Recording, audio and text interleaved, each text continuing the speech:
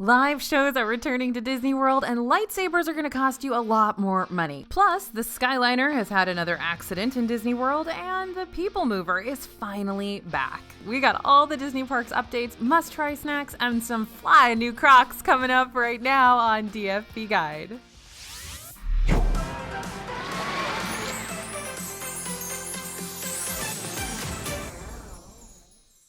Hey everybody, it's AJ for Disney Food Blog. This week we got updates on when we'll finally see some live shows in the parks again, how construction is progressing on that TRON coaster in Magic Kingdom, plus for you West Coasters, all the food you will and won't be able to get in Disneyland when it reopens, and let's jump right in. Now, let's talk about this new Skyliner Crash. Back in 2019, only about a week after the Skyliner first opened, there was an accident involving two gondolas that crashed into each other, and it happened again this past Thursday evening. Some Skyliner gondolas crashed at the Hollywood Studios station and some glass shattered.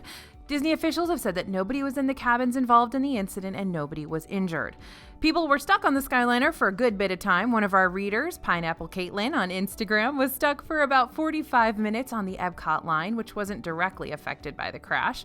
And Disney has emergency kits in the gondolas that include a few packets of drinking water, cool packs, a pencil and notepad, a whistle, and a glow stick. Guests trying to leave Hollywood Studios were directed to buses and boats while the situation was cleared, and the Skyliner did resume operation after a few hours. It seems that everything's back to normal and the Skyliner is running once again. All right, the People Mover is finally reopening. It seems that the incredibly long People Mover closure is coming to an end. The ride first shut down in March 2020, and the reopening has been delayed too many times to count. The president of Walt Disney World has confirmed that the People Mover is reopening later this weekend. We'll be checking in today and tomorrow to let you know when we see it up and running. Disney World has just released operating hours for the week of July 4th, and that refurb list has a big omission. The Main Street Confectionery recently closed for a renovation to expand the shop, and while it's still listed as closed on July 3rd, it is not listed on the refurb calendar starting July 4th. Of course, this reopening date is subject to change, and we will keep you posted. And another Disney World hotel has an official reopening date. The Boardwalk Inn has only been accepting reservations for their DVC villa rooms, but starting July 2nd, the rest of the hotel will officially open to guests. Festival of the Lion King returns in mid-May. Yep, Disney World's bringing back Festival of the Lion King, Fotlk, F-O-T-L-K, Fotlk, next month. The show will return with a bit of a new name called A Celebration of the Festival of the Lion King and a few changes to the show itself. These include adjustments both on stage and backstage, choreography changes to allow for social distancing, and changes to how the audience is seated. We're still waiting for an official reopening date, but the show will be back mid-May. Now, Florida mask policies may not change for several months. There's been a lot of talk recently about Florida mask mandates changing, including comments made by Mayor Demings of Orange County, where Disney World is located. Mayor Demings now says even with phasing, it's going to likely be several months before you can see significant reduction in wearing facial coverings. He did indicate that social distancing guidelines may be reduced before mask mandates are, and he mentioned that 50% of the population should be vaccinated before they can significantly relax the mask mandate. Currently, around 30% of the county is vaccinated. Mayor Demings also gave a loose timeline of mid to late summer for mask mandate changes, though he stated several times that any decision will rely on science and data. Now, Savi's workshop in Star Wars Galaxy's Edge, where you can build your very own lightsaber, has been one of the most expensive experiences in Disney World, but now that price tag just got a bump. Previously, that custom lightsaber would cost you $199.99. Now it's $219.99 plus tax, so if you had already booked your lightsaber building experience, you should be locked into the original pricing. We were able to confirm that with a cast member, but all new bookings will be a bit more expensive. So far, Disneyland has not implemented the same price increase as Disney World. Now, if you're headed to Animal Kingdom today, keep an eye out for some special rare characters that have popped up in the park for Earth Week. This week we saw Coda and Kenai from Brother Bear in a character flotilla, and Russell from Up was out at Rafiki's Planet Watch. These characters are only around for a limited time, and they may only be around through today. We'll keep an eye out for you. Now, Attractions Magazine recently shared photos from Bio Reconstruct on Twitter that showed Magic Kingdom's newest ride from above. That's right, the TRON Lightcycle construction. We got a great view of the canopy that will cover the outdoor portion of the ride. This thing is massive, and we can't wait to see it fully lit up. TRON Lightcycle Run does not have an opening date or even an opening time frame yet, though we do expect it to open sometime in 2022. All right, Magic Kingdom is completely sold out on the 4th of July. We are always telling you guys to get those park passes booked ASAP. Now another date has sold out in MK. Park pass reservations for Magic Kingdom on July 4th are completely booked for everyone except annual pass holders.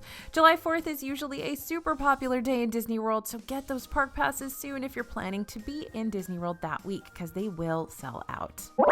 Now, are you ready for a totally weird new magic shot in Animal Kingdom? Disney's PhotoPass magic shots sometimes add characters to your photos, or you can grab a great zoom shot, but now you can get a 360-degree capture experience in front of the Tree of Life. If you're into this kind of weird photo angle, head for the exit of It's Tough to Be a Bug from 9 a.m. to 3 p.m. to get one taken.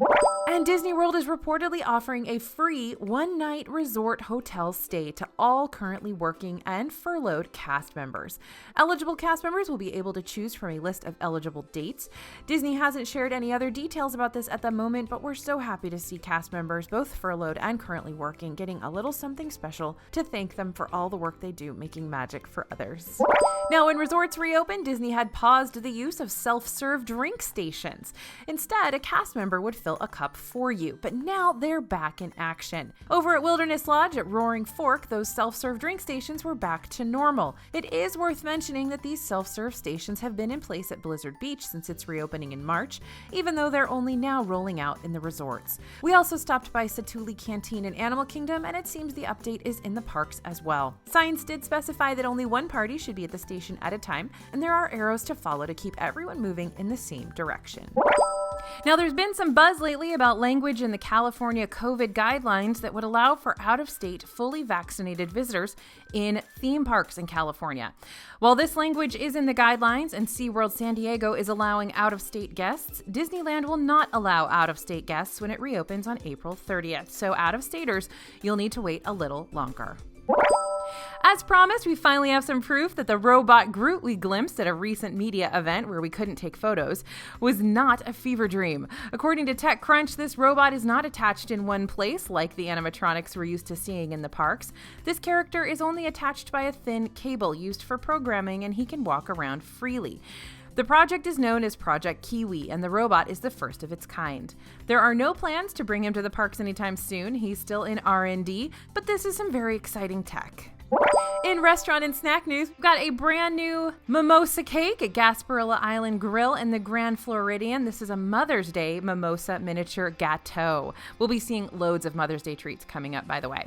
This one is a golden sponge cake topped with that white chocolate Cinderella slipper that you'll find at a few other restaurants in Disney World, and filled with mimosa-flavored mousse.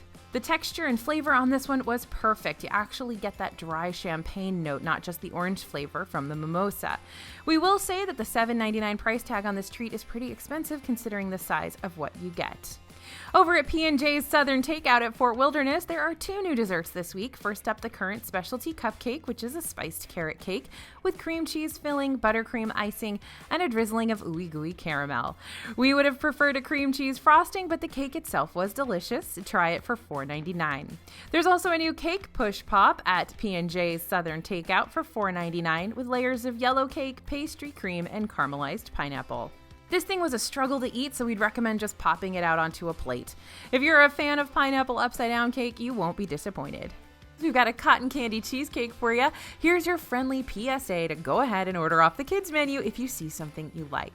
Rick's Sports Bar and Grill at Disney's Coronado Springs Resort has an awesome cotton candy cheesecake for $5 on the kids' dessert menu. There was absolutely no mistaking that this was indeed a cotton candy dessert, but it was really good and not totally overpowering with that sweetness. We think kids and adults would enjoy this one, and it's a good size that you could share. All right, Farmer's Feast, one of the booths at this year's Epcot Flower and Garden Festival, has a brand new cocktail, the Strawberry Basil Cocktail. The new drink is a strawberry slush with a splash of Palm Ridge Golden Wheat Whiskey. It was cool and refreshing, though we would have liked a little more basil action. It was really just a garnish. It's a great warm weather drink, though, for $13. Now, Magic Kingdom just introduced 3 more options in their mobile order offerings. Sunshine Tree Terrace, Sleepy Hollow Refreshments, and the Friar's Nook have all been added to mobile order. At Sleepy Hollow, you'll wait on a socially distanced distance circle and then join an assigned line when your food is ready. And you'll want to lock in your pickup time early as mobile order can fill up really quickly. We've told you about this before, especially for popular locations like these. And 2 more sit-down restaurants are now offering takeout as well. Geyser Point Bar and Grill at Disney's Wilderness Lodge and Trattoria El Forno at Disney's Boardwalk. As with all table service to go, you'll place the order on your My Disney Experience app following the typical steps for mobile order. Now, we've been waiting to hear what's going on with Beatrix, which was slated to open in Disney Springs after construction was halted back in June 2020.